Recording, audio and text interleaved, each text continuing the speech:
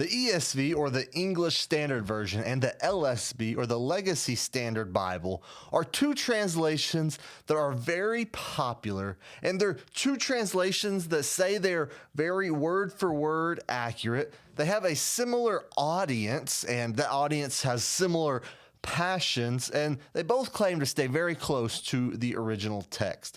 But the question is, which one is more accurate? And that is what we're going to be discussing today as we put these two Bibles side by side and check them out and see what they both have to offer. Everybody say Tone of the Bible Tidbits YouTube channel. And if you enjoy translations, commentaries, Bible study, and anything else like that, make sure you hit that subscribe button because you won't want to miss any of our content because that's all we do. So now, back to the ESV versus the LSB. So let's start off with some big picture translation philosophies behind these two Bibles. First off, the ESV. The ESV is a classic formal equivalence Bible, okay? It follows the NASB, or the New American Standard Bible translation kind of family group, I guess you could say, and it wants to be even smoother reading, though. It doesn't want to be choppy. It wants to flow well, and it's designed for readability, memorization, and church use while also holding as close as possible to the original languages. Now, the LSB, or the Legacy Standard Bible, is an intensified formal equivalence translation. It's a direct revision of the NASB 95 edition, and it aims for maximum consistency, even if it feels more rigid. So from the start, we see their philosophies are different, okay? ESV wants accuracy with readability, while the LSB wants accuracy even if readability suffers. So we see from the gate that these Bibles are approaching the text differently. And one of the biggest glaring differences you see in these two translations, as we put them side by side, is the use of the word Yahweh in the Old Testament. Okay, the ESV translates it as Lord, doing all caps except the caps are smaller than the standard caps. And that's how it translates the word Yahweh. Where the LSB translates it as Yahweh. It does the tetragrammation straight from the text. Now, I know this is a debated issue and if it's actually supposed to be Yahweh or not, but that's not what we're debating here today. What we're showing, though, is that the LSB uses directly what it thinks from YHWH should be in the text. Okay, I know not everybody prefers this, but some prefer this traditional rendering.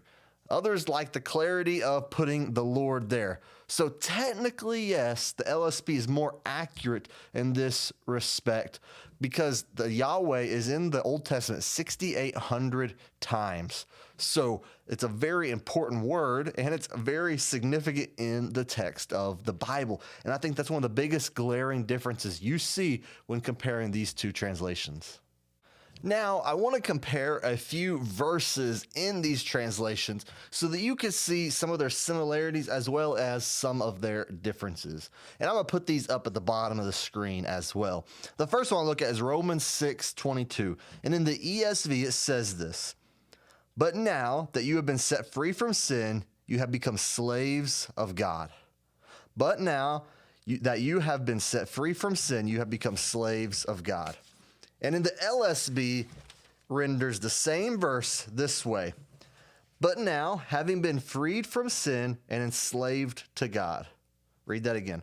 "But now, having been freed from sin and enslaved to God." So you can see in both of these renderings, it is very similar. We're conveying the same thought and just in a slightly different way.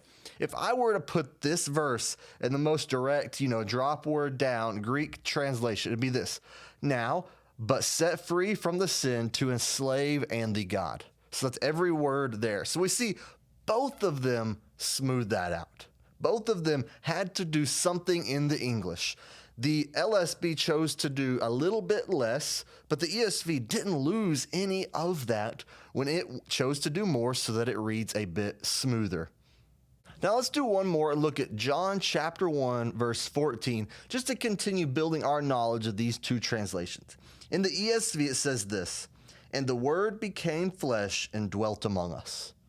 And the Word became flesh and dwelt among us. Now for the LSB, And the Word became flesh and dwelt among us. And the Word became flesh and dwelt among us. So as you see in both of those, they're identical, except for something you couldn't see, and that is a comma in that sentence. My literal Greek rendition here is this: and the Word flesh became and dwelt in us. And the Word flesh became and dwelt in us. And the Word became flesh and dwelt among us. So whenever speaking of in us, it's among. That's what it's conveying there. Both of them went from the most literal rendering of that word to make it a way we could understand a little bit more. And it rearranged that word order to fit our English systems. So exact same wording. We have a little punctuation difference there, and it's very, very, very, very close in both of them to the original Greek. So they are nearly identical, and this shows how similar translations can be at times.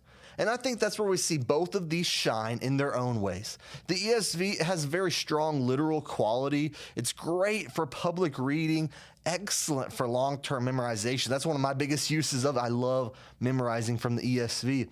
And it's supported by tons of study Bibles and various resources. So when you go to those resources, it's using the translation you're familiar with. And many churches have chosen to use the ESV because it strikes this balance of readability, but also being very accurate and clear to the text. And it's great for preaching and discipleship. The LSB, it shines too. It shines as a very consistent translation. I mean, extremely consistent in its word for word choices. It retains slave instead of in the place of the word doulos in the Greek very consistently. And that's just one example of many. It uses Yahweh to reflect the divine name, which some like, some dislike, but some do like. And it follows that NASB translation very closely and gives a niche that a lot of people love there. See, the LSB is built for study, for exegesis, for people who want to be as close to the text as they can without going to the original languages. So, which is more accurate? Well, the answer might not be as clear as you think. I think neither is more accurate than the other. The LSB is more literal to the word for word what the Greek says. But the ESV is really not that much different. And it's just some minor translation choices that the ESV chooses to do to make it a little bit more readable, where the LSB makes choices to be a little bit more consistent. And I think because of that, both of these are excellent. Both of these are trustworthy, and both of them serve different needs.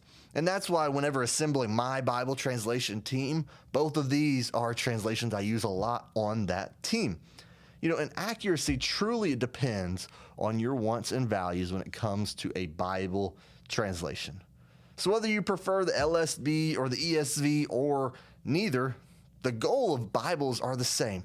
Okay, we need to know God's word and we need to live it out. And I think that is something that the translation committees from both of these translations would agree on. We want to know the word and we want to live it out. And if one of these Bibles helps you to do that more than the other, that is awesome.